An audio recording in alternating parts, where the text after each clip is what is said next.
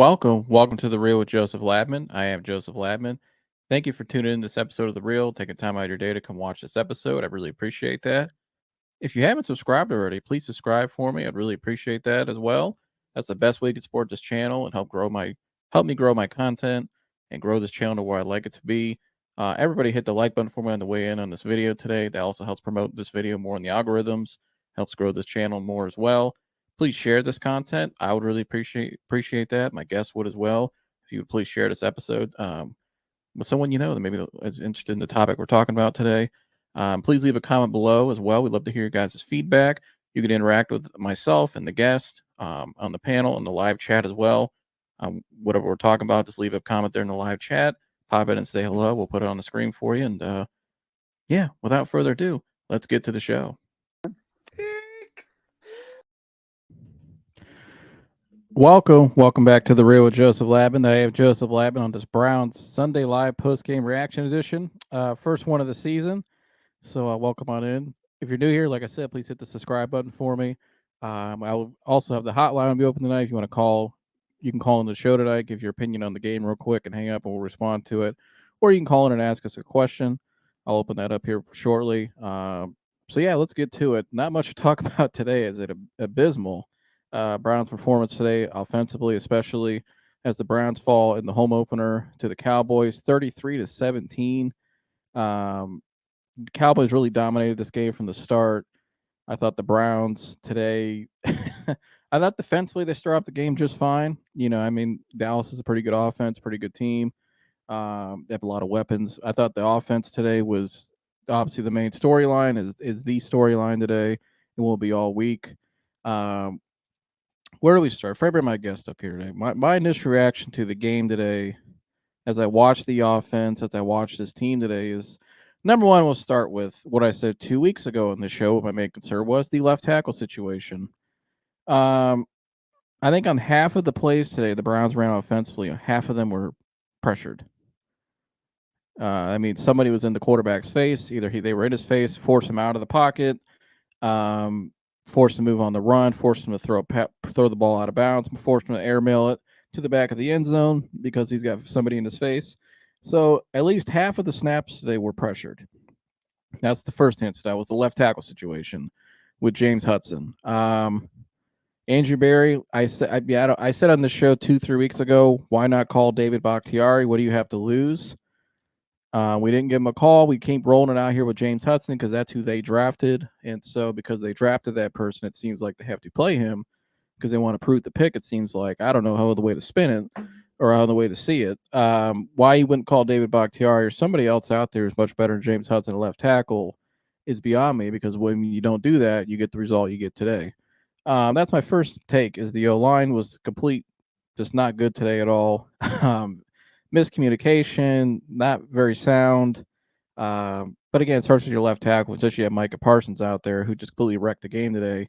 DeJuan Jones, who I still really like, did not have a good game today either. Again, the left tackle situation. Why we rolled into the season with James Hudson left tackle, I have no idea. The second part of the offense I saw today that was a big flaw to me was it looked like the same offense I saw last year.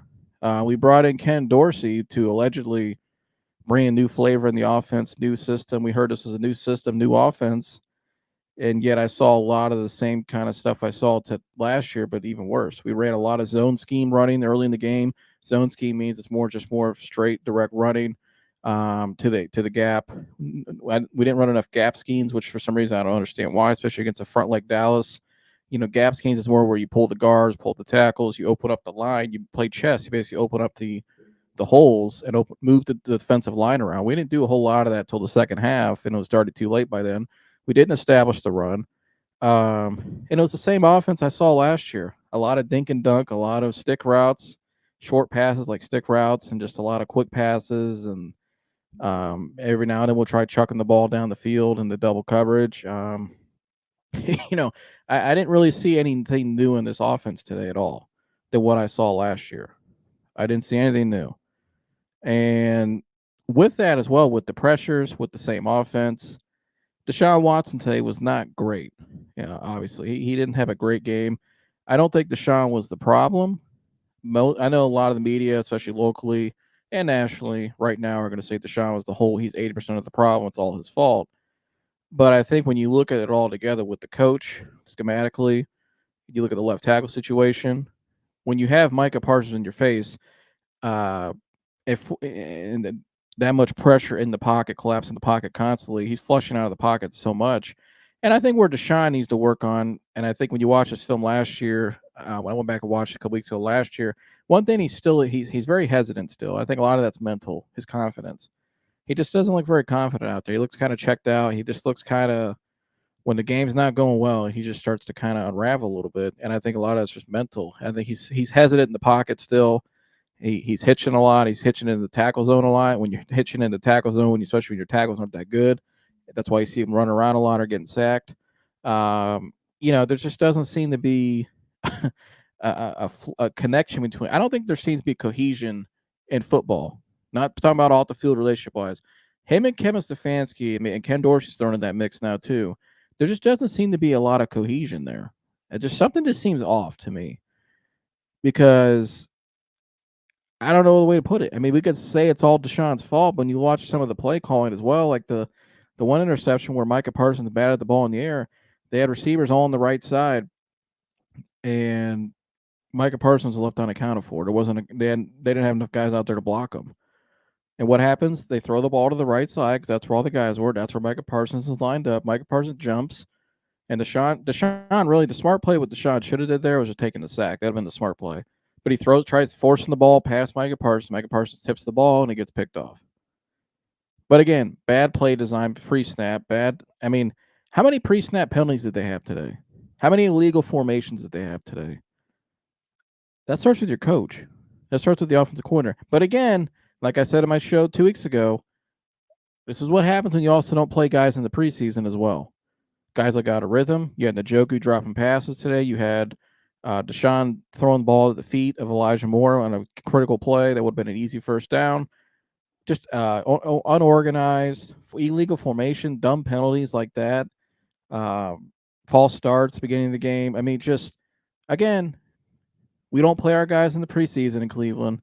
We don't practice. We say we have new offenses, yet we don't. So we see the same stuff each and every year. Andrew Berry. Again, you think that's the right thing to roll out as your left tackle, dude? You're not going to call David Bakhtiari at all or somebody?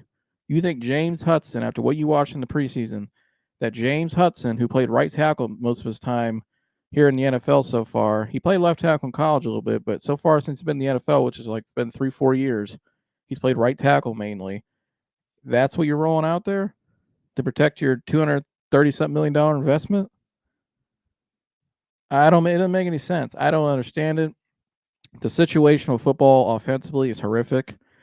Their first and second down play calls, which is why there's such what Tom Brady said today, who did a great job, by the way. Shout out to Tom. But there were how many times they were down third and long, because your football is situational. First and second down play calls go together. Their first and second down play calls, they were horrific. The play calls horrific. The execution was horrific. Pre-snap penalty. But again, a lot of this circles back to coaching, in my opinion. They look so unprepared. And you know how you know it's coaching? Because some of you might be shaking your head and, oh, it's all Watson's fault. Just like the media keeps telling you, right? And I'm not saying he don't get a pass at all. But pre-snap penalties early in the game, false starts, illegal formations. How many times you see guys out there today like this? How many times did I see Deshaun directing guys to go to the right spot? I saw guys out there literally going like this. I saw Cedric Tillman one time that they go like this twice to the quarterback, asking what to do. Pierre Strong did it one time. They looked unorganized. They looked unprepared, and they look undisciplined offensively. And the left tackle situation is what it is. I mean, we're not going to win with this left tackle situation. It's impossible. It don't matter who you put back there. You put Lamar Jackson back there running around, it ain't going to be enough with James Hudson blocking. So, I don't know where they go from here, to be honest with you. I really don't. I mean, we could say it's just a bad game. Hopefully they get better. I think last year when I watched Deshaun's tape, it took him till about the Ravens game, or actually say the Arizona game, which is about his fifth game. I think the first 4 games was him trying to find his rhythm. You watched the tape last year, and I think by his 5th game he started to get that rhythm back. But again, I don't see any new offense. The O line looks bad. The left tackle situation is horrific. I don't know how any quarterback can get rhythm with that left tackle situation. It was almost just as bad as when remember in 2019 when the Browns got Odell Beckham and it was the big hype for the season. They had the Tennessee Titans at home, and we rolled out their left tackle with Greg Robinson, and Baker Mayfield was seeing ghosts the whole game. Scrambling. It was the same thing. The same game you saw in 2019 with Baker Mayfield.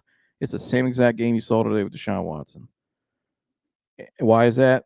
A lot of it was we had Greg Robinson left tackle back then. Now we got James Hudson, and Freddie Kitchens was calling the plays. The structure was unorganized. It was very bad. The whole operation was bad, and the operation today looked it didn't look good at all. It looked very not clean. Looked very unorganized. Not prepared. I mean, guys dropping wide open passes, like I said. Why we didn't play guys in the preseason, I have no idea. And people argued that point, but now you see why. You have to practice to perform well, but we don't do that here in Cleveland. We got it all figured out. Just trust that we got all the fans. You guys got it all figured out, right? Trust in whatever they do. Some people can be wrong. I mean, the absolute pass this coaching staff and front office gets sometimes for people is unbelievable. Unbelievable. I don't get it. The left tackle situation is not Deshaun Watson's fault. The offensive scheme that we heard was new is not Deshaun Watson's fault. That's the same plays. Now, Deshaun Watson didn't play well, and he's hesitant right now. He looks very unconfident.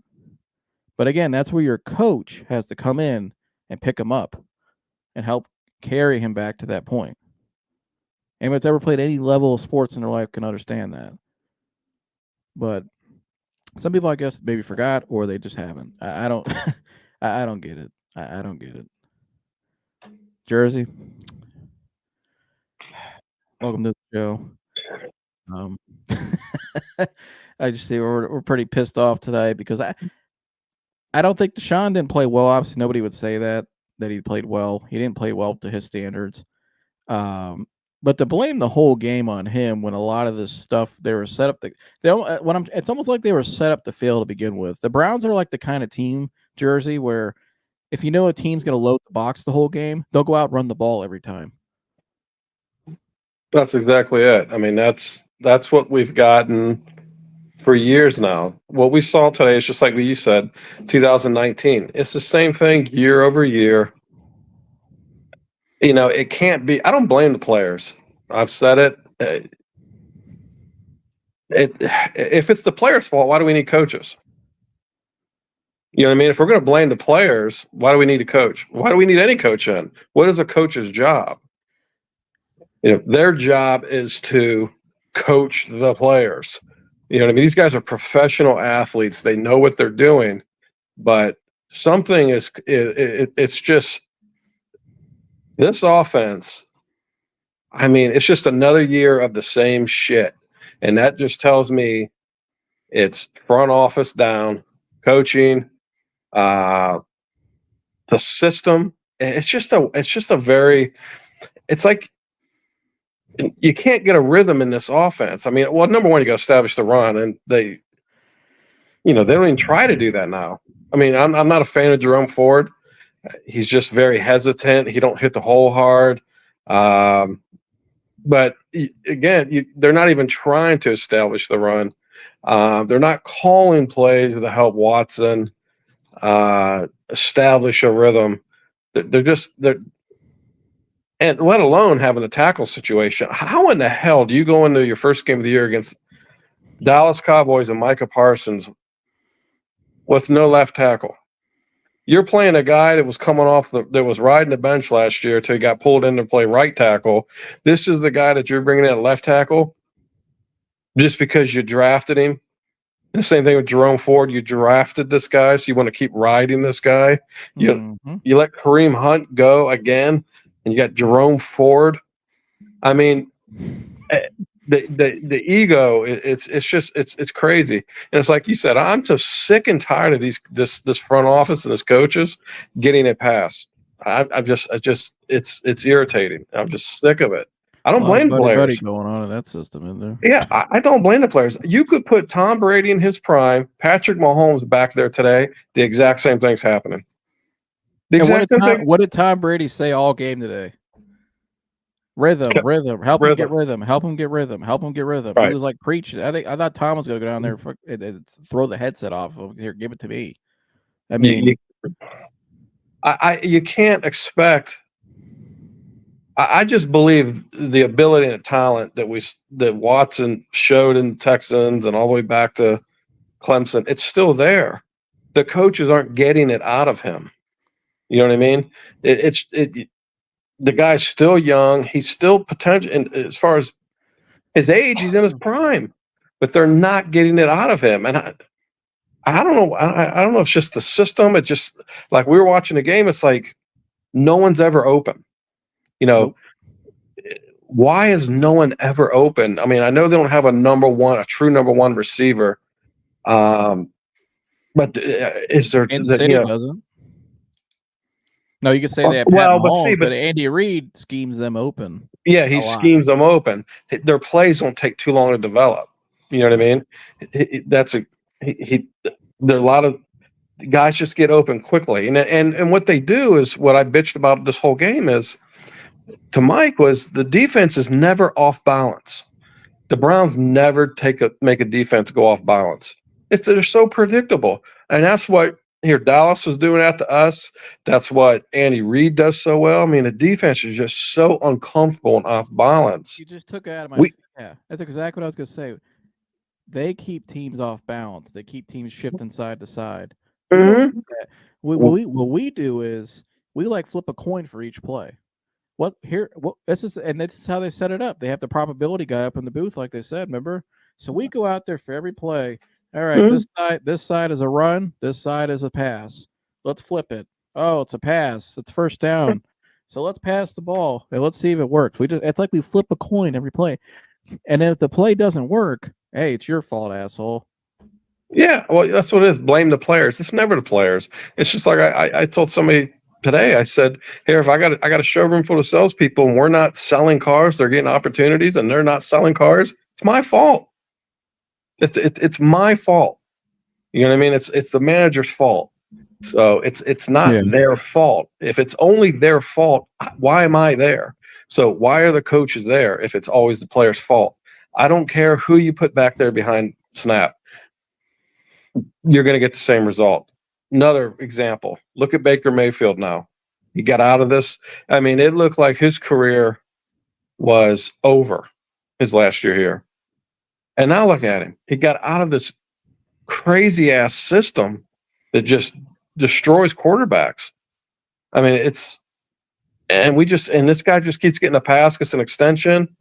I want the guy to work out, but my gosh, give up the play calling. Dude, something. Why would you bring? And that's my other thing that I didn't get from the start of the season, which was, can you hear me fine? Yeah. Okay, let's check it. I meant Mike's acting up. Anyways, that's another thing I didn't get from the beginning of the season. Why would you bring in Ken Dorsey and they said we're letting Ken Dorsey implement his system, right? That's what they said, right? Ken Dorsey's coming in to bring a new flavor to the offense, right? Yeah. So why would you bring in a guy to bring in his flavor, but you're going to call it the flavor? Well, that's just it. They brought in a whipping boy. They didn't bring in a guy that they felt could help them or could bring something to the table that they could pick his mind and take things from him. No, they brought a guy in that they can control him and we'll give him this position and here okay. And at the last minute, bud, we know we hired you to be the OC. You're not calling the plays. So, that's, and they got somebody that they can, I mean, you know what I mean? Mm-hmm. Ken Dorsey the guy was looking for a job. So he must not be that damn good. So, but it's the same damn shit that's going on. And so and if it's going on for years and years and years, it's a systematic issue. And that doesn't go to the players. That goes to the coach and up to the front office. And And you got a quarter. You said, "Well, we got to get a different quarterback coach." Okay, that's what the head coach is supposed to do. Mm-hmm.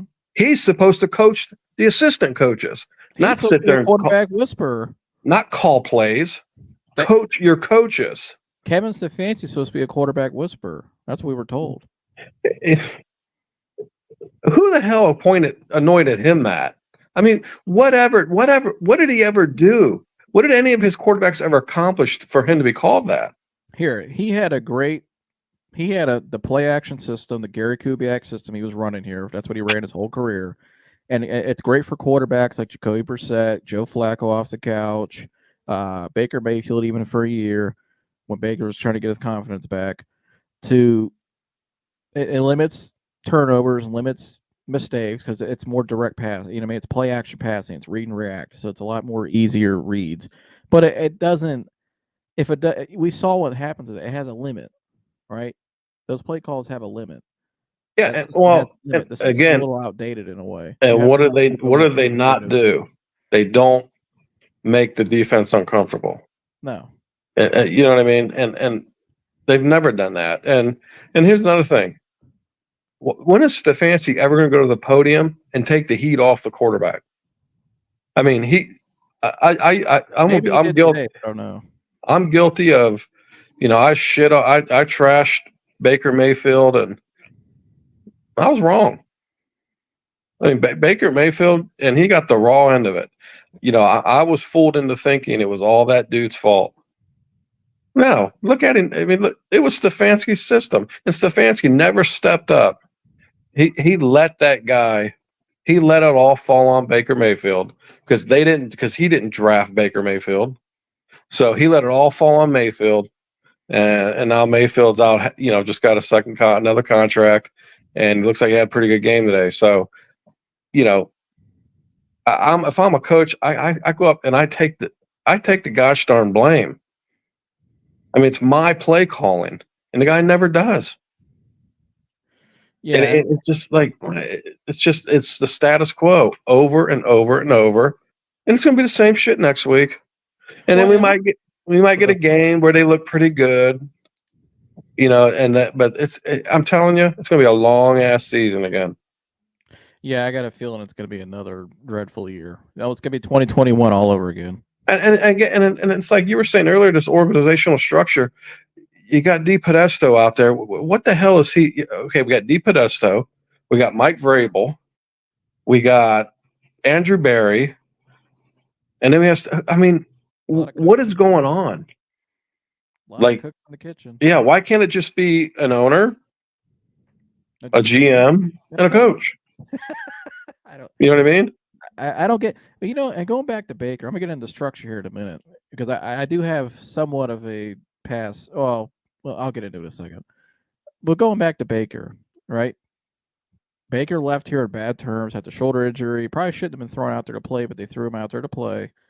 And it was really, you're kind of right. Looking back at it now, how was he ever set up to succeed that year? He was playing injured. He's playing with one arm and had no number one receiver. You had the whole Odell thing. Odell's, throwing him under the bus in the middle of the season and all this and that. But then also, too, Baker goes to Carolina, another bad situation at that time, right? Doesn't do as well. He finally gets a breath of fresh air with a legit coach, a great coach, a great system that we're watching right now in the LA Rams, and he thrives. And then he gets a deal. And then the Bucs, a great organization. The Bucs are a great organization, championship organization, stability, right? Success, not a lot of drama. They're always very consistent, the Bucs, and that's why they have 2 Super Bowls in the last 20 years. Why Tom Brady chose them. He goes to Tampa in a great system, great setup where they're all in on him. Great coaching, and just great organizational structure. And look how he is now. He's on a second contract. Imagine if Deshaun Watson, that's my question to people in the chat tonight, anybody watching. If Deshaun Watson was on the LA Rams right now, or on the Tampa Bay Buccaneers, how good would he be? Right. Would he be better than he is here? Absolutely. Absolutely. So what's the problem? How come Baker Mayfield can go to LA and go to the Bucs after everybody said he was garbage here when he left? How come he can go do that? But now all of a sudden, and notice everybody in the national media too. The year he was in Cleveland, they all said he was bad in Cleveland that year. Now they all love him. Now he's good. He's playing well, but they don't tell you why he's playing well. They don't tell you why how he rebounded his career. You don't just all of a sudden wake up one day and say you're good at football again. That's not how it works in anything in life. Right. No, that's not it. The guy just didn't forget how to play football. And obviously, he played 5 meaningless games at first year, and then last year gets 6 games in. I mean, I want to see him for a full season. Now, if he can't, but then again, like in this system of like, what the hell difference does it make? But a full season, I mean, here I'm not giving him a pass, but I'm saying he's not where he needs to be because 2 things: he hasn't had time, and 3, not, or one. Number one, he hasn't had the time and the reps, but they're just not being coached up. I mean, you could see in his eyes today, like you could just see the body language of the players on the sideline. I mean, early in the game, they don't believe in what they don't believe in that They organization. You can tell there's an unbelief. You can see it in game 1. You can see it, and you know how you know too. You know how you know. I'm telling you, that Seattle preseason game, there's a reason why I did a show based on that Seattle preseason game 2 weeks ago. That guy wanted to play, was suited up and wanted to play that game, and his coach told him and the organization told him no. That's insane. That's insane. And look what happened today. And I said it on the show when I was on here. These are professional football players. These guys are horses, and this guy's he's your quarterback. Okay, if he wants to play, he knows his body better than anybody. If he's saying processing, he deserves the right to be able to play. He's earned it. He's a pro. He's your horse. You can't pull. You just can't tell him no. You got to let him run. You know what I mean? And so, if he's saying he wants to play, if I'm coach, I'm letting him fucking play. I'm letting him play. He wanted to play anyways. Why would you sit him out? He hasn't thrown a ball in 313 days, and you're letting him say, we don't want to play you? The same reason in the middle of the third quarter, you call a run play on 3rd and 4, on third and 4, 3rd and 5. A fucking a zone running. Right.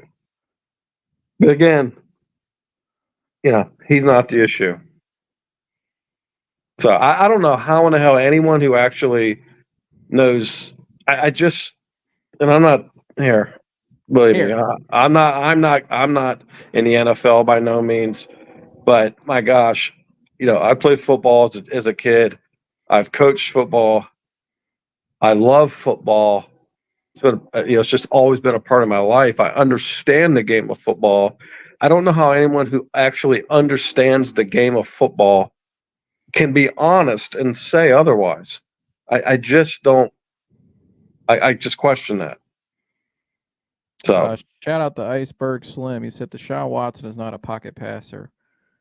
I think he could sit in the pocket, Iceberg. I just think we didn't see a lot of it today because Iceberg, I think when he was in the pocket, he had to get right. He had to get the hell out of there quickly. Which again, I don't know what the protection was, what their game plan was protection wise. It was not good at all. That's your protection. I mean, I get the left tackle situation. A lot of it was just one-on-one personnel. That was a lot of it, but still, their protection today, and even like just open up we could bang on Jerome Ford a lot too, but those holes were not open for Jerome Ford a lot of times to run in either. Yeah, but even last year, and he's behind the line of scrimmage and he's already stutter stepping everywhere. I mean, just hit the damn hole. Oh, I agree. At least get the 2-3 yards. But I'm just saying it from a schematic standpoint. That O line today, I don't know what the hell that was. That was like watching a Pee Wee team. Remember Pee Wee when you first sign up playing? The coach says, "Okay, just block that guy in front of you." Yeah, just stand up and push. Stand up and whoever's in front of you, push them. It looked like a Pee Wee scrimmage today. Yeah, it was terrible. It was terrible. Mom said, "Let's talk about Michigan losing to Texas." Yeah, that was I think everybody expected that. So yeah, unless you're Michigan, a whole different conversation there. Yeah, yeah, not surprised by that. But yeah, going back to what you said earlier about the structure, though, because I think this is key when you look at the Browns right now. This is going to be a big pivotal, thing the rest of this year, how the season plays out, because this is go really good or go really bad fast by week 8. And so, well, like you said, let's look at how they're structured. You go back to when Kevin Stefanski was hired, right? They didn't have a GM in place when he got hired. They hired Andrew Berry in to be the GM for the coach. Usually, the GM consults with the ownership in hiring a coach. Paul DePodesta was already here. They made him stay. They made Kevin Stefanski have to turn in the game plan report to the ownership every week. And then they have a guy up in the booth, the analytical guy, giving probability on each play, which I get. New England even used that when Bill was there, and I get some. And I'm not anti-analytics at all. Analytics are actually a great tool. You should be using them, but it shouldn't be your philosophy. It shouldn't be your. But my whole point is the way they hired all the pieces to begin with. Yeah, the guys might be philosophically aligned, but it's just kind of like they were all just crammed in together, and let's just hope it works. Is the whole philosophy based on analytics? I mean, that makes me wonder how much or what they do is based on analytics. I mean, yes, Patriots use analytics, but I guarantee you this: Bill Belichick isn't relying on. Look at Gerard Mayo today. That team was just Right. They were coached well with football. The way they tackle. I mean, the fundamentals. They didn't turn the ball over. The block. I mean, they're just a fundamentally sound team. Because they got a real that's a football mind. That's a guy that Gerard Mayo. He played for arguably the best football mind ever. You know what I mean? And he grew up in a great system. So, and it probably, he's probably just what that organization needed. They needed someone fresh. You know what I mean? With today's players, these younger guys. So, with the same tradition. Yeah, he comes from the same pedigree, but he's fresh. You know what I mean? So good for them. But do we have any actual like real football minds? Is Stefanski a real football mind, or is he somebody just completely relies on analytics and probabilities?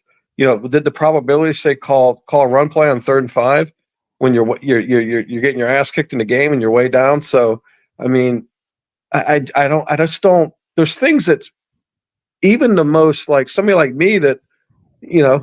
Like I said, I didn't, I'm nowhere near at these guys' level in football, obviously, but there's things that just, it leaves you scratching your head and you're like,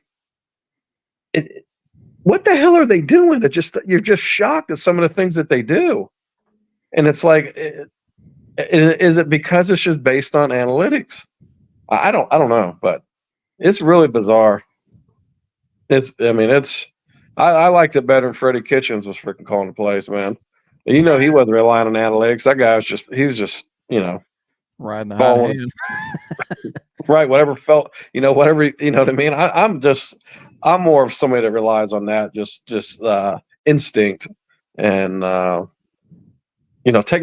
the temperature of what's going on. And again, it's like I said all off season. I don't like, and when I reached out to a 3-time national championship coach in college who was an offensive assistant who knows football pretty well, was under Urban Meyer. I asked him straight up, what do you think about your head coach calling plays? And he said, I don't really prefer it because my head coach is involved in everything in the game plan. He's involved the whole team. The coach is involved getting the guys fired up, right? You saw Stefanski today on that when the pass got batted down and for an interception, he was screaming, throwing his headset off and getting upset. He's arguing with referees. You don't want your offensive play caller to be emotionally in the game. That's why a lot of times guys sit up in the booth, offensive play caller. That's why Ryan Day gave up play calling, and Chip Kelly's now calling the plays, and Chip Kelly's up in the booth right now. And that offense looks way different this year, doesn't it? And obviously having a better quarterback as well, but the offense looks like it did in 15. Since we saw it last 2015, right? Because I'm not a fan of my head coach. It took Andy Reid 20 years to win a Super Bowl with a generational quarterback. Now, Andy Reid's he's probably learned. When you watch Andy Reid the other night, Andy Reid looks very calm. Doesn't he always look calm and poised? Yeah. He never looked, even when Travis Kelce pushed him in the Super Bowl last year, he didn't lose his cool. He just kind of looked at him and smirked and kept calling plays like it didn't even phase him. Because Andy Reid's just that dude. But it took him he probably took him a long time to develop into that, to being the great coach he is now, the best coach in the league. but I don't like my head coach calling plays. Why would you bring in Ken Dorsey to bring a new offense and you're not letting him call the plays that he's brought in? Because you never planned on it in the first place. You just need to fill the position, and It's he's going almost to. like they went out there and shit the bed in that Houston game, not to cut you off. And it was they had to find, like you said, find a whipping boy. The out was just Alex Van Pelt gets fired. I don't think Alex Van Pelt was a bad coach. He looked good today at the calling the plays for New England. Well, that's he looked good calling the plays when they beat the hell out of Pittsburgh or Baker Mayfield in the playoffs, didn't he? Did Alex Van Pelt look good that night? All right. I don't get it. Yeah, just passing the buck. That's what they do so well in Cleveland. When does the buck stop? And you know what, Deshaun Watson, if he's pissed, him and Vrabel's got a connection. I'm just saying, why is Vrabel here? I hate to bring it up tonight. I know everybody's talking about, we got this. We'll react to this real quick. You got this from, let me pull it up here. Dan Orlovsky says, I think I'd look long and hard about Jameis Winston. To which some fans said, I'm not a Browns fan, but damn, how quick are people to throw you away even when everything wasn't completely your fault? Another fan said, I'm not a big Watson fan, but the dude didn't have a second to breathe out there. His own line is Swiss cheese. But of course, the national media is already running with the narratives, and the local media will follow right behind a lot of them. So there you go, because it's an easy take to give. Well, here's the worst part of all that. Dan Orlovsky knows better than that. He knows better than that. If we know better than that, he sure as hell knows better than that. But he still puts that out there. It just shows what kind of dirtbags these pundits are that are in the media. It's why do you put something out there like that? I mean, just so you can get some clicks and people, you put a story out there and you can have a job on shitty ass ESPN. And people will praise you. Right. I mean, it's just, and then that guy, I hear some of the other stuff he says. He's just a hypocrite. So, Yeah. It's a lot of people in the media. A lot of people in general right now, especially on Facebook and stuff. But anyways, you know what time it is, Dad? Time is. The request lines are now open. KGFJ Soul Radio. Line is open. 216-532-5550. Call in right now. Now, again, when you call in, I can hear you, but the new system we got to fix it still, so you guys won't be able to hear my dad talk. So if you call in, please call in and give your statement on the game. We want to hear what you guys think of today's game, or you want to call and ask us a question. We'll bring you up here, say your question, and we'll hang up. Call and say who your name is, where you're calling from. We would love to have you on. So, again, 216-532-5550. Call in right now. Give us your take on the game, or you have a question for us, or you want to respond to something we said. Call in right now. So, let's see. Iceberg Slim says, Deshaun Watson needs coaching for all of the so-called experts that he had, who said Dallas will be worse. They're a better team. Mike Zimmer is a cheat code with Dallas defense. That's a great point. Mike Zimmer did a hell of a job today. He looked like the old Mike Zimmer today, just stuff and Dallas looked pretty damn good. I mean, like you said, they might get out of the NFC this year. I think this could be the year Dallas gets out of the NFC. They look pretty sharp. Yeah, they look really good. Is that the best Dallas team you've seen from them in a while? That's the best Dallas team. That game, I mean, that's the best I've seen Dallas look. God, I mean, here I don't watch Dallas every week. You know what I mean? I know they've had some pretty good games, but I mean that defense. I mean, they just look. I haven't seen them look that dominant since the '90s. They were in the Super Bowls. You know what I mean? And it was Jimmy Johnson, Barry Switzer. So I'm sure they've had some good. I'm sure they've had some really good games since then. But that game really stuck out. I've never said that about Dallas since then. So I mean, they look like a team that can win Super Bowl this year. What do you think the first part he said there? But Deshaun Watson needs coaching. I mean, absolutely, everybody needs coaching, and this guy certainly needs coaching. Here, when you go through what that guy went through. Now, here, I'm not giving him a pass. He put himself in a predicament. He put himself in a predicament as almost all these other professional athletes, even not just professional athletes, but anybody. A lot of people do. But he put himself in a predicament, and it created, a bad situation. Okay, so that happens. Now it's about your personal life. You don't even care about football anymore. Mhm. Okay, you work through it. You're out of the game now 2 years. You come back. You get to play 5 games, meaningless games. You come back the following year. It seemed like you're really starting to get your rhythm going, and all of a sudden you get hurt. You're out. All right, this guy needs coaching. He needs structure. He absolutely needs structure, and he needs strong coaching. Everybody wants to be led.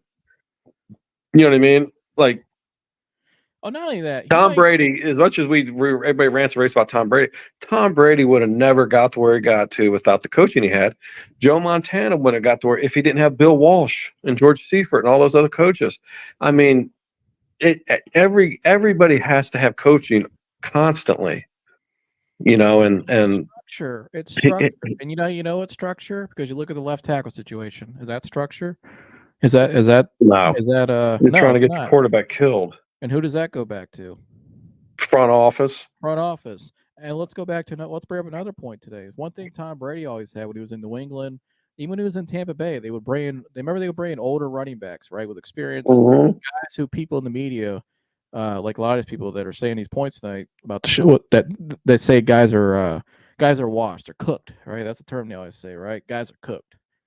Kareem Hunt led this team in touchdowns last year, I believe, at running back, and he's not brought back, but Jerome Ford is your starting running back.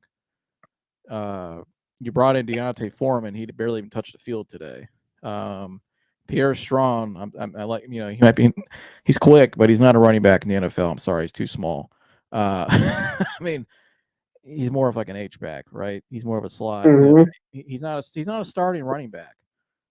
We don't. Part of structure is having consistent faces around a guy that he has continuity with, right? That's part of it. Kareem Hunt, you don't think Kareem Hunt could have got more than? Hold on one sec. What did Jerome Ford today had? Well, number one, they ran the ball 5 times on first down. They passed it 8 times on first down. Jerome Ford today, 12 carries, 44 yards, averaged 3.5 yards a carry. I mean, look at Dallas. They brought back Ezekiel Elliott, and everybody said Zeke Elliott was cooked. He looked kind of effective for them today, didn't he? Yeah, he did. He sure as hell did. Now he had an O line that was working. An O line, but he has continuity with the quarterback, with the coach. He's been there. Why not bring back? I mean, I don't get it. I don't get it either. I don't understand that. I was bitching about it last year, and here I made that crazy comment about Andrew Berry last year about Kareem Hunt, and I don't get it. I just don't understand. It's like, is it all about their ego? We want to play the guy that we drafted. Okay, find me a front office that is 100% on all their draft picks. I think the Browns have done fairly well in drafting, but so what if you missed on this guy? You know what I mean? Shit. Gosh darn. It seems like all they yield to the guys that they drafted. I don't get that. Kareem Hunt just runs so hard, and he's so energetic. And I've seen Kareem Hunt literally lift an offense up. Mm-hmm. You know what I mean? How hard he runs. I mean, gosh darn, it gets me all fired up at home. I can't imagine what he does for his teammates. So it's just a great guy to have around, and it's not costing you anything, but you don't want to have him around. But again, structure around your quarterback. Why not? Let's not bring back the guy that he played well with and led the team with touchdowns and won a game for you last year at the buzzer, by the way. A couple games, actually. And let's not, have the most important position outside of quarterback structurally, have it solidify on offense. I get you have injuries right now, but if you think James Hudson is the answer after watching him in the preseason and last year at times, and David Bakhtiari sitting out there, even some other guys that are just better, why not even try and bring him in at least? No, we drafted James Hudson. Yeah, I don't know. I just don't. Again, that like I said, just scratching your head like this is shit that like a kid and a peewee player would know. Like, the hell are they doing? This just doesn't it makes zero sense. So it's just it's frustrating. Get all excited, look forward to it all week. You know, it was going great. Hohen won 56-0. Ohio State wins 56-0. Browns shit the bed. Yeah. Browns offense shit the bed again. Defense looked great. I mean, here, I don't care that they gave up 33 points. The time possession was so lopsided. They played great. So, but that offense is, I just, and here, defenses always play for the coordinator. You know what I mean? Great defenses always play for the coordinator. Mm-hmm. You know what I mean? It's always like that. That's who's coaching them. You know what I mean? It's weird. It's like they're getting their own little. It's like head coach. I don't believe head coaches don't have that. Don't other than like maybe Belichick because he was defensive minded guy, but team. But I've always just seen it where great defense is always like the defense. The coordinator is who they're playing for, and that's not who is the offense playing for right now. They don't have it. I mean, it's supposed to be Ken Dorsey, but guess what? When he's done talking to them on the sideline, guess who has the control of the game?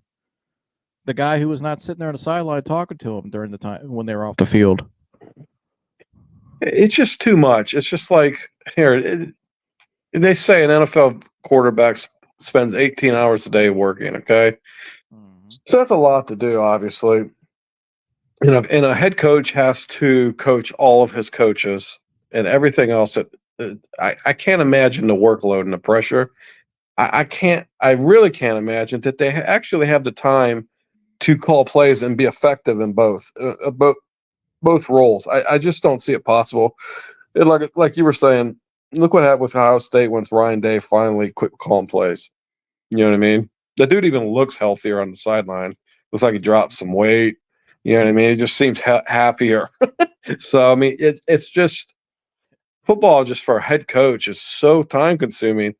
I don't see how a head coach can actually effectively do what they need to do to call the right plays and do everything else. I know they would be better if he just stopped calling plays. He's probably has the ability to be a good coach. You know what I mean? Mm-hmm. He just can't call the plays. Just stop calling the plays. He might be here. He might be a great play caller, just as a play caller, though. And he's one or the other. You know what I mean? Right. That's what I'm saying. He can't do both. He showed in Minnesota he could call some play. You know what I mean? He got the job because of it. But he can't do both. He cannot do both because it shows. It showed today and just how unorganized they were, how sloppy they were, how unprepared they look, how prepared they look at the Houston playoff game. We've had many of those games in his tenure, a lot of them, right? We've had some great moments, but we've had a lot of those. It's because they don't look prepared, and they look unorganized because he can't manage both. No, and who can? I mean, you're Andy Reid, but Andy Reid's got an absolute genius out there, prodigy playing quarterback. You know what I mean? That's why he was finally able to do it. You know what I mean? He just got this once in a generation player out there that literally conducts magic. So he can sit there and call plays because he's actually got another head coach on the damn field. But when you watch a lot of Patrick Mahomes' plays aren't the most flashy plays. He's just conducting the offense. He's making easy completions. Right. Deshaun doesn't make a lot of easy completions. That's a problem schematically. Whether because it's either there's nothing like they don't do a lot of like.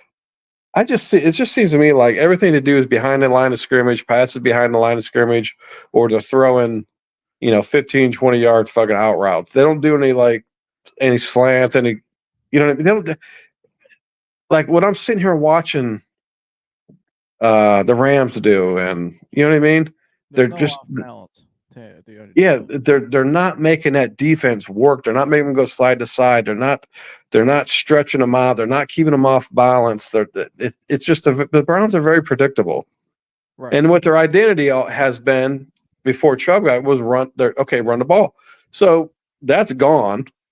You know, that's been gone now for over a year, for a season. So here they can't run the ball now, so they're easy to defend. Well, not only that, they're easy to defend, but it's like you said, there's no creativity, there's no new offense, there's no new nothing, and I just don't think he can manage both. But you know, you hear the people say all the time, "Well, he's a 2-time coach of the year." Okay, I think he showed he showed last year, right, that a team didn't quit on him last year. He got in the playoffs. That was a great effort by him. I gave him a lot of credit for it. Right, it was a great coaching job last year when all that stuff happened. But they just came off. It's a new time now. They just came off a bad playoffs loss, right? And that's the performance they played out today. And you watch that locker room, that the morale at the end of that game today, guys' faces, especially the quarterbacks, that might go out the window really fast. People can't really use that anymore because it's a new, you know what I mean? Things shift, things change. You know what I mean? Moods change, expectations change.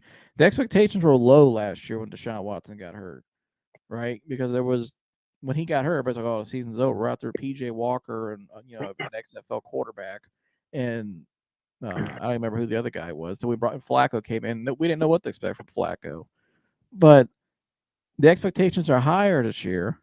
Guys are healthy, and you can't say, "Well, that he's a 2-time coach of the year and blah," but they didn't quit on him, which I agree. They didn't. They're coming off a bad playoff loss. A lot of it was due to coaching, in my opinion, and you get the performance you had today, they'll start off the season. And you look how guys looked at the end of that game. He can lose the same the same thing people said about him last year, how the locker room responded to him, didn't quit on him. It could turn in the opposite very fast here, very quickly this season with the way. Well, I saw it. You could see it today. There was their body language on the sideline, on the field. You could see it in Watson's eyes.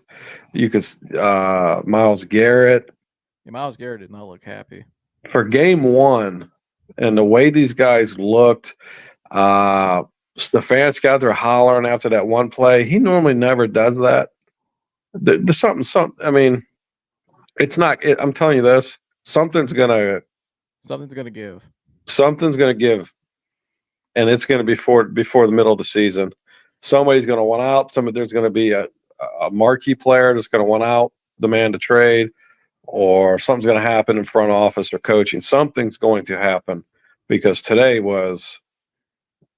And I think that's why it got so far out of hand because, okay, they went down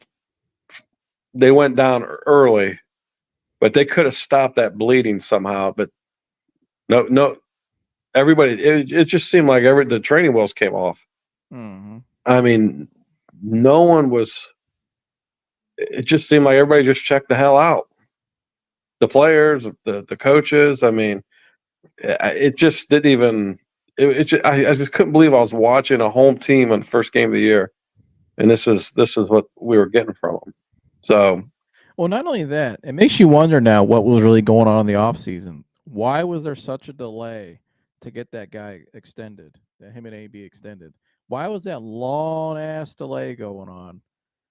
And everybody and then it finally happened. Everybody said, "Well, they were just holding it off," but we don't even know the number he got paid yet either. We don't know how many years, what the number was.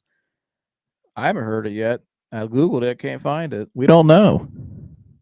Well, if he's truly your guy and you really believe in him and he's 2-time coach of the year, you extend him right away.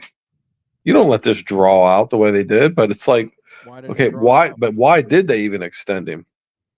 Just for security reasons? Like in case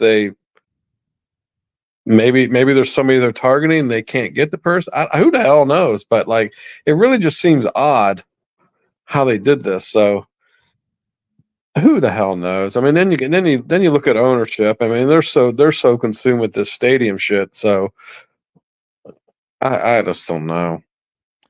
A lot Good of grief. unstableness, isn't there? What's that? I'll said a lot of unstableness, is there?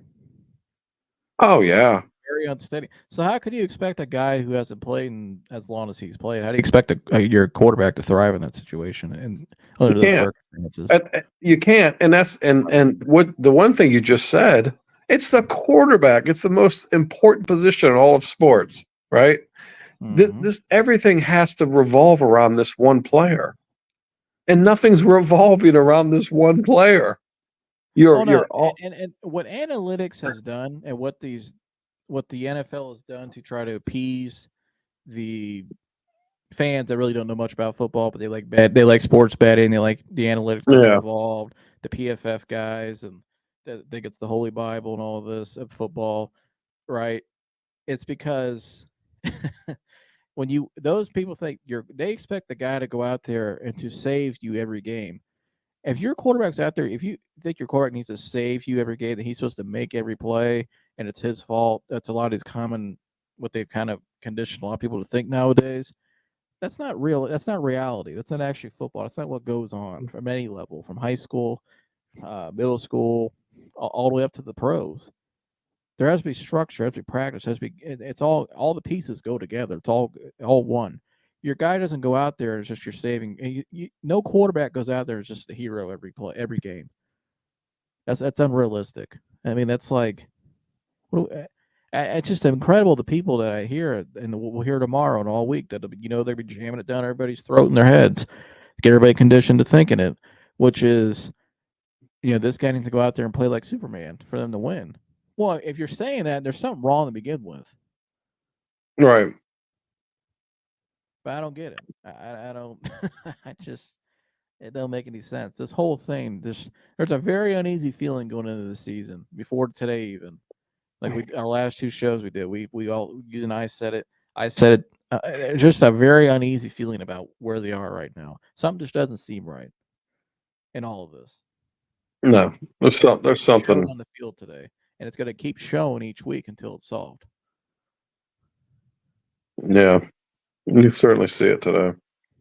So At least in the offense. But then I'm here the defense can get frustrated because they're constantly on the field and they're yeah, constantly Miles losing games. right. What's that? I say, yeah, there was one point today in today's game, the defense kept getting stops, and the offense 3 and out. And I saw Miles at one point. He was coming out the field. He just looked kind of like he was bitching at some guys in the like the coaches. Like he just looked kind of like pissed. Like, and I don't blame him. Like it just I don't know. Right. Just go, here.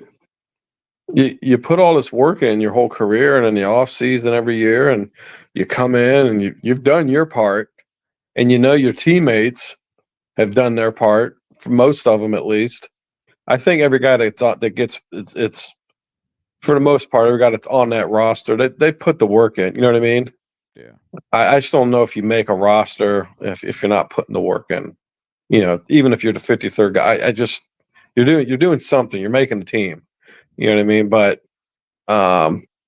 even the guys that do start, if you're starting in the NFL or you're at least in the rotation, you're putting work in. So if you're a guy like Myles Garrett and you're putting all that work in and you're seeing all these other guys put the work in, and you just feel like you're people that are making all the decisions for you, what plays and it, it's just it'd be very frustrating to put all that work in and know what can be and it can't be because you have idiots making the decisions. Yeah, at some point that's got to be it's got to drive you freaking crazy. But where's it all? I mean, I don't know what the hell. Is it primarily the structural thing? I don't know. Is it Stefanski? I don't know. I think it's I think we'd be okay with Stefanski if he just did one of the jobs. If he just was an OC and called plays, or he just was head coach. It's all Deshaun's fault. Right. So that's what they always say. I'm just not somebody that blames players. You know what I mean? I just don't. I don't know if it's just because of what I I just believe Well, a player. it's the same take. It's the same take you hear everybody give because it's just the easy take to give. They hear one person says in the media, it says a lot, and then people start repeating it, and the fans start believing it and saying it. But it's like the great coach said one time, John McKissick: players win games, coaches lose them. Right. That's Well, nobody wants to legendary. talk about coaches either. You know No. what I mean? The players are why we watch the the media wants to use. That's who they want to put all the blame on and bitch about players. Because if it was just about coaches, nobody would even listen. So, Well, and you it's know, like I heard somebody on a panel on a local show a couple weeks ago or last week, former ex-player, and he asked two radio guy and a journalist, and they asked him. He said, "What about Deshaun's game that you've seen from him so far in his tenure in Cleveland makes you work that he can't be that guy again?" They couldn't answer the question. because there is anything. The one guy just said, "Well, because the Ravens game and he was supposed to play last year and he didn't play." And although this is the same guy that said it was Kevin Stefanski's fault at the time, they couldn't give you an answer. And then one guy just said because he doesn't go out there and make enough, basically doesn't go out to make enough heroic plays. Again, going back to that mindset I was talking earlier, we think great quarterback plays, guys who can throw off balance and make heroic plays. Caleb Williams was the unanimous #1 pick because he can make heroic plays. But you see today when he has to sit in the pocket and play quarterback, which Patrick Mahomes actually sits in the pocket and makes easy throws and easy plays because that's good. That means him and the coach, Andy Reid, but because he can actually read the defense and make the right. He doesn't have to go out there and scramble every play. He can do it, but he doesn't do it 75% of the time. That's why they're successful. Boring football is actually successful football at times. But we think this crazy guys who could throw a platform because they can sling a ball 80 yards down the field, all of a sudden they're great quarterbacks. They're not. They can't sit in the pocket. They can't they can't go through the progressions. They can't read. Their fundamentals are horrible. It's like watching the game the other night, the Thursday night game. Lamar Jackson's a great player, great football player. Mm-hmm. But he completely airmailed the ball at the end of the game to Zay Flowers for the game-winning touchdown.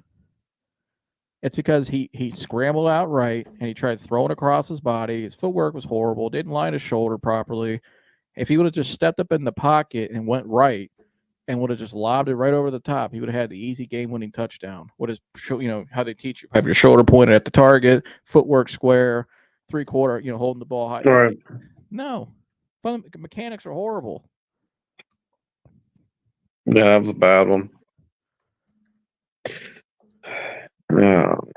Yeah, it's gonna be another long year. Another long year. Well, at least I got one positive though. The request lines are now open. KGFJ Soul Radio.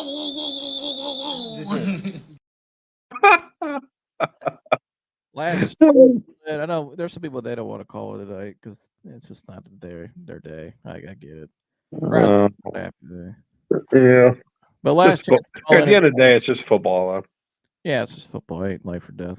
But well, you guys know what you want to say for a guy here? What do you look forward to next week against Jacksonville on the road in Jacksonville? I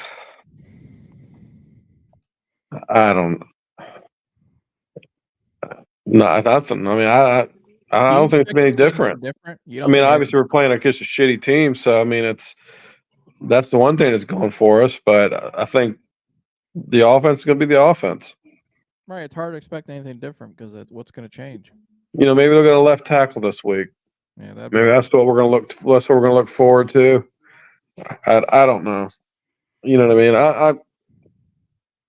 I'm looking forward to Friday night football. That's what I was. That. Yeah. And then watching that Colorado State game. I can't wait to watch that. Yeah, I can't wait to watch that too. Saturday. If you're not watching Colorado football, we're not Colorado fans by no means, but if you're not watching, you're missing out.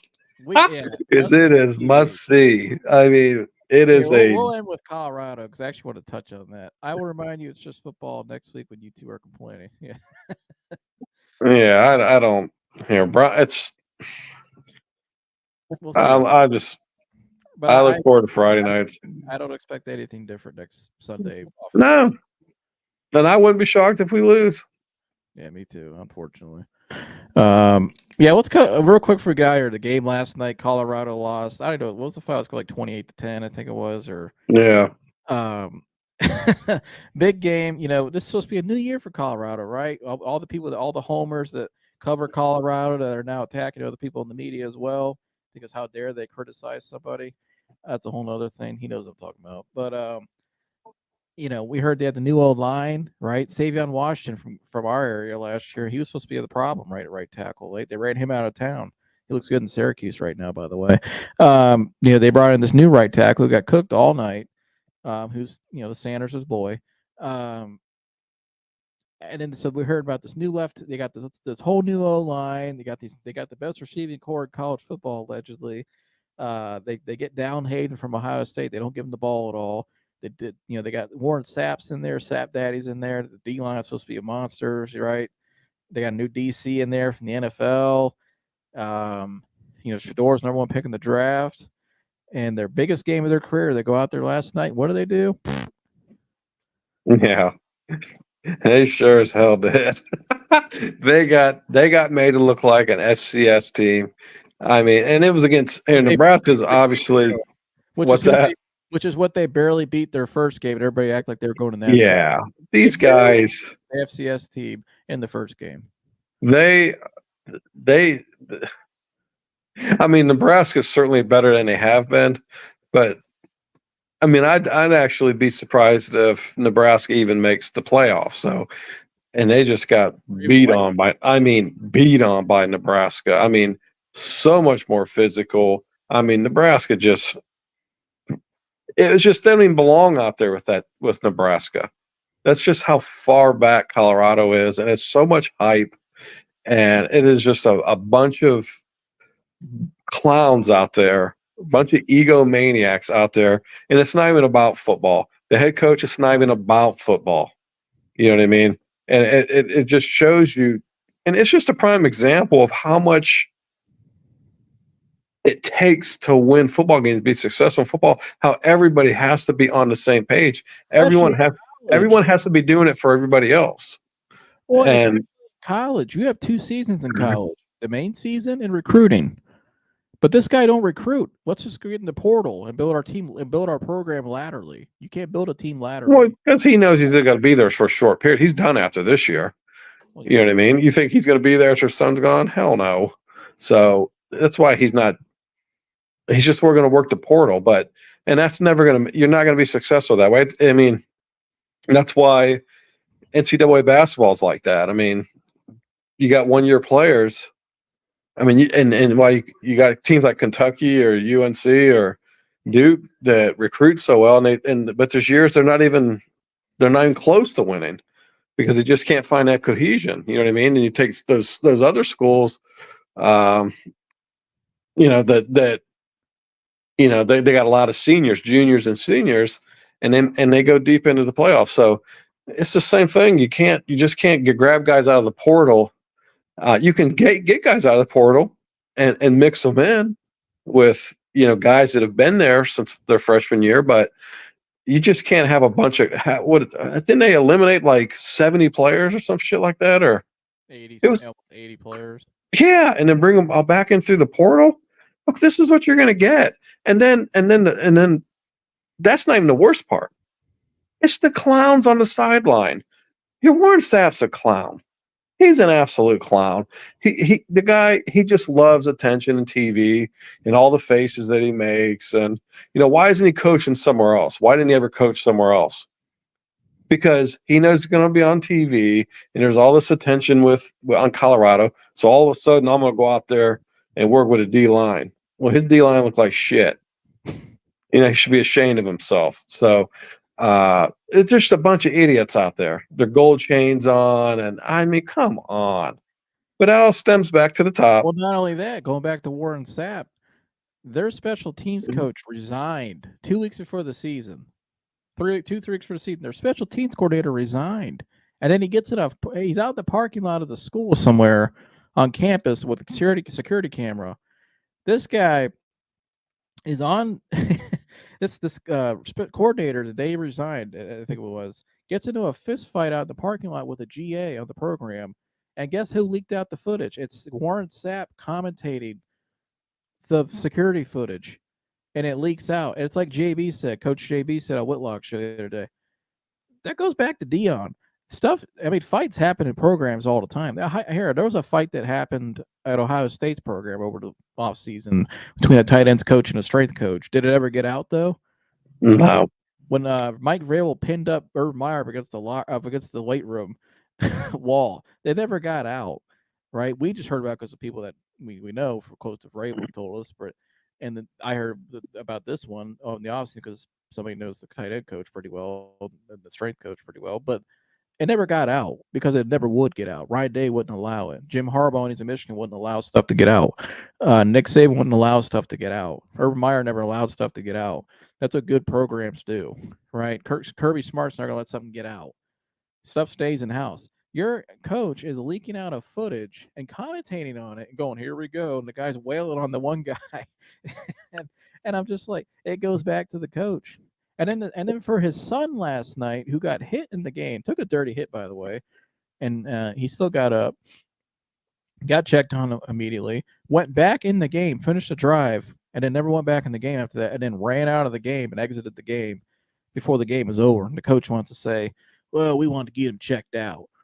Well, he got checked out. Like he couldn't stand there 2 minutes to go shake Dylan Raio's hand. Right. Or Matt Rule's hand. He went no, and we run out with my trainer with his chain and sunglasses on and carrying my Louis bag, and let's leave the stadium that way. This here, and he's very talented. It's a shame because he's really talented. And after that first game, I mean, he did some things in that game that like number one pick. Yeah, I thought was pretty impressive. But that just ruins it. I mean, it's a shame what this guy's done to his own kid. I don't blame the kid. Nope. Deion Sanders, but this is Deion Sanders. It's just who he's been his whole career. When he was playing football and baseball, because Bo Jackson did. He so desperately wanted to be Bo Jackson. The dude he was a shell of Bo Jackson. You know what I mean? And he's always self-promoted himself. And he's so self-absorbed and he's so selfish. He just doesn't care about anybody else. But this is what you're going to get with it. And it shows in everything he's ever done. I've never heard a coach at any level in any sport what I heard him say last year. Because when this first all started, when they beat TCU, I was on board with it. I was like, man, it's kind of cool what he's doing. They got a nice thing going. They had a big win. But when he went up there and said, if they would just more like this. Hold on a second. In the post-game press conference, you're at coach. If they would just be more like me, I mean, we'd be so much. My gosh! What? If they'd be more like me, my gosh! It starts with you. Well, here's another thing. Let me ask you this. I'll tell you this: if you were young, or you had a younger brother and he's playing high school football, or even college, and I saw that video of a guy that's my son's coach or position coach commentating two coaches fighting in the parking lot. This is not who I want coaching my kid. Hell no. This is not a leader of men. Look at the guys they bring in to speak to the team. No offense, but they're not the greatest quality of people. They're not people that you should be talking to or kids. This is a guy you got as a position coach. He's commentating a fight. Number one, you don't want to see two guys. Why is he out there breaking it up? You know what I mean? But why is he out there setting an example for his players by breaking it up? You know what I mean? It just shows you the character of these coaches, and it's a shame that these players got to be coached by it. Because almost all those kids on that team, probably all of them, except for a couple of them, are just trying to make it, man, and they're just trying to play football. You know what I mean? But it's all about the two Sanders kids and Travis Hunter. And Travis Hunter even looks pissed now. He was pitching out Shador last night. I mean, again, Hunter. If I'm Travis Hunter, because here Dylan Edwards was their guy, and he had enough and ended up leaving. And they said, and then Dylan Edwards just didn't want to compete allegedly. Okay. Right. It's always everybody else's fault, but theirs. Just like it's like a common theme nowadays. It's always everybody else's fault in society, but not ours. Right. Not you, not your fault. Um, but I mean, if I'm Travis Hunter, right? They looked like a 4-win team again last night. They look at the same team from last year, maybe even worse, offensive line wise. If I'm Travis Hunter, we get to midseason, we look like shit again. We're not going to the playoff. We're not going to championship game. We might not even go to a bowl game. When does he just shut it down and just leave? All right, Sanders and family, thank you very much. I'm time for me to go to the NFL. Well, yeah, I don't. If I'm him playing both sides of the ball like that, and the more you play, the more you're at risk, getting injured.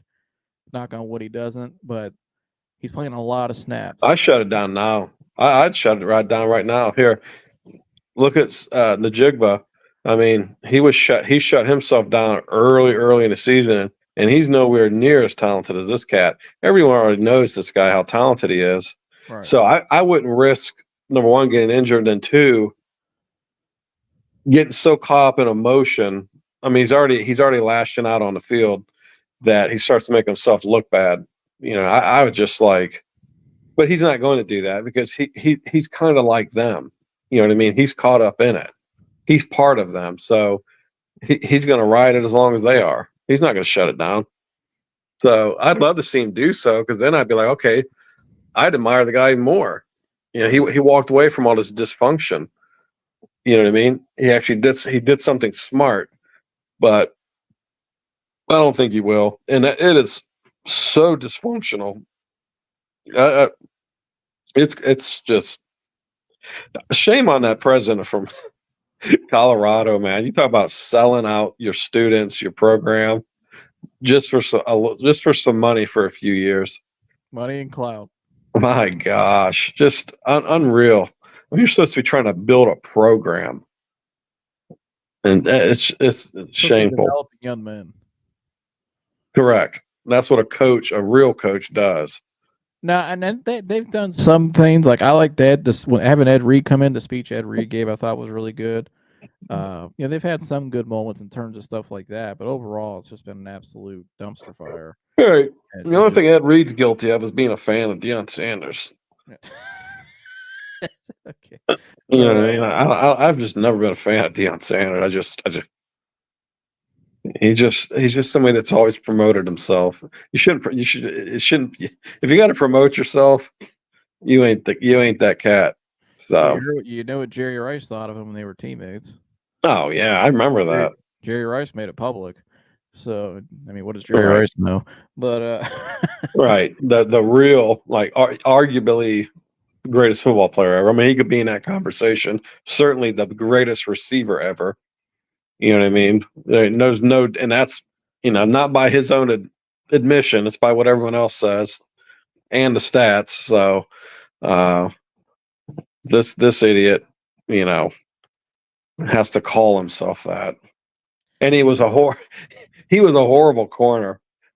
All he wanted to do is just he just wanted to pick people off. He always sidestepped tackles. I remember watching games like, this son of a bitch don't tackle anybody. Well, he wouldn't even try to tackle people. Yeah, but he might be the greatest cover corner ever. I mean, he was a great cover corner. But aren't you supposed to be? I know, but aren't you supposed to be an all around? Well, you know what I mean? Like, yeah, I mean, his tackling always got criticized. And I'm not even saying he's the best. There's guys with more picks than him. Rod Woodson has more interceptions than him. He's not even statistically the best corner ever. He just promoted himself into that. He's not even statistically. Here, Darryl Green was better than him. So, and you know what I mean? So, before we get out of here, with his son walking off the field last night like that, watching the performance, if you're an NFL team, would you even take a shot at Shedeur? If I'm running a team, no. But, I'm just an old soul. Guys like my way of thinking, it just seems gone by the wayside anymore. I mean, here they look at these this shit's they're so sold out now. You know what I mean? It's so much. But these NFL teams, it's the same thing. It's just they're certainly not about integrity, and it's a business. It's entertainment. So is Shador Sanders going to sell a bunch of jerseys? Yeah. He's going to get you on TV? Yeah.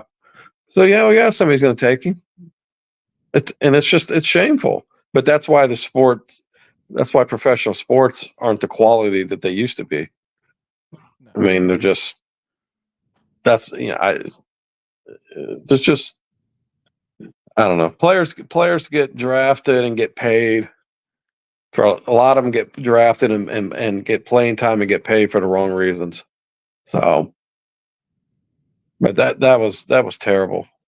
Just walk off the field like that. But he'll still get drafted. Scrappy L got money. Said Titans will win Super Bowl 59, 16-1. Tighten up. Tighten up. Tighten I up. like that. Tighten up. This Jameis Williams is just an absolute monster. Yeah. Good grief. Oh boy. Yeah. How did Ohio State let him out? Well, I mean, not like they didn't have any good ones. I mean, Still, though, Garrett Wilson, Chris Olave are pretty good. So I know, but how do you let that guy leave, though? that's just how loaded they were. And then you have Marv coming in from behind. Yeah. And Jeremiah Smith, though, he might be the best out of all of them by when it's all said and done. So, that guy will. You can already tell. My gosh, I've never seen a true freshman that good in my life. Yeah, if you're watching this podcast and you have not got a chance to watch Jeremiah Smith for Ohio State, true freshman wide receiver number 4, he looks like a 4, 5 year, 6 year NFL player. Could probably start in the NFL right now. You have to go watch this guy. And I don't care if he's played against Western Kentucky or wherever the hell, Western Michigan or Akron. He's making it look very, very easy. How open he's getting. He's just that good. He's gonna light up anybody. He's gonna light up the dudes in November from up north. He'll light them up easy. He's gonna light up anybody. He's this guy could play in the NFL right now. I think the only guy in college football that we could possibly cover him is Travis Hunter. I agree. Just because off of talent. But other than that, I don't see it. He's that good. So, well, right. Hopefully next week's better when we come up here. Hopefully next Sunday we're reacting to a win. But, well, you got anything out of your jersey? You want to tell me you like, subscribe, and share? I guess it's just a great show. I mean, normally there's more people on here. And it's everybody gets to get on and have their voice, and it's fun. You know what I mean? It's fun to get on here, and we try to keep it entertaining, and it's for everybody. We don't care what team you're from. We'd love to have a voice for every team on here. So just love to get more and more people to call in or just come on. I send a link out to people, and for whatever reason, some people might be able to get on tonight, but here, at least like it and subscribe. Yeah, please subscribe. West Bleak Sports Channel. It's free too. So all you do is tap subscribe and hit the like button. Yeah, absolutely. And other than that, hope everybody has a good week, and go Knights. Yeah, go Knights. Hoban Knights. Yeah, go Knights. Braden Feaster, that's a bad boy. Yeah, that's another guy. You guys, and I'm gonna tell you this: I was at a draft party last week, and I was telling some people, sophomore quarterback for the Hoban Knights, Braden Feaster. When he was a freshman, sophomore running back. He's a sophomore running back. When he was a freshman, he was 6'2", 225. This year, he's 6'3", 230. List him at 230. Runs like a deer, elusive. This guy will be Mr. Ohio. This guy is an absolute. And then here he's also, if he wouldn't have got hurt last year, would have been 4-time state champ in wrestling. He's an absolute. Had 300 and something victories before high school as a wrestler. Looks like, looks like he could be going in the NFL. But go watch this guy or watch him on TV. And this is the Braden Feaster. Guy's an absolute monster. And will be Mr. Ohio. Shout out to Bubs. A great player. But brings my daughter gum every day. Such a gentleman. Yeah, Gub. Yeah. Shout out to Bubs. But All right, like, subscribe, share all the good stuff, and we'll see you guys next week after the next post game reaction. See him and I. Maybe we'll get some new guys up here next week as well. So Yeah. we'll see you guys Have a next good week. Friday. Go.